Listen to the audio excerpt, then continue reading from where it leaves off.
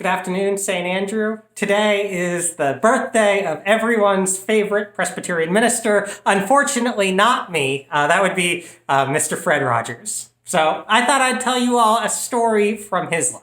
And this story is told by Marc Acito in his essay, Mourning the Death of Mr. Rogers, from several years back.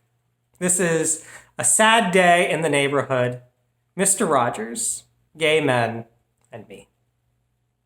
My roommate Lisa got an internship on Mr. Rogers' neighborhood, and she began a lifelong friendship with Rogers. And Lisa's most cherished memory is of a trip to Boston they made together for a concert. And upon arriving at the fancy home of a WGBH executive, the limo driver, Billy, turned to Rogers and asked them when he should pick them up. "Why? Where are you going?" Rogers said. And he promptly invited Billy to join them for dinner, much to the bewilderment of the hostess.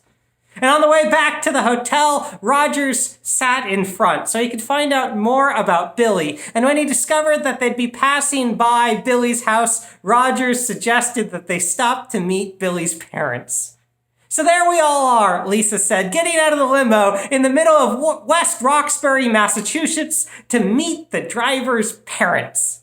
And we walk in the door, and Billy's dad is coming down the stairs in his bathrobe, a cigarette dangling from his lips, and he takes one look at Fred, and he goes, 'Holy, you're Mr. Rogers!' And suddenly, it was like the whole neighborhood showed up. People brought cookies, and Fred was playing the piano, and it was just magical. Billy and his family never forgot that night. Who could? But apparently Rogers didn't either. A few years later, when he learned that Billy was dying of AIDS, Mr. Rogers took time out of his vacation to call the hospital. And think about it. You're on your deathbed, and Mr. Rogers calls to comfort you. That is indeed a beautiful day in the neighborhood. And it's nice to know that at least one Presbyterian minister got it right.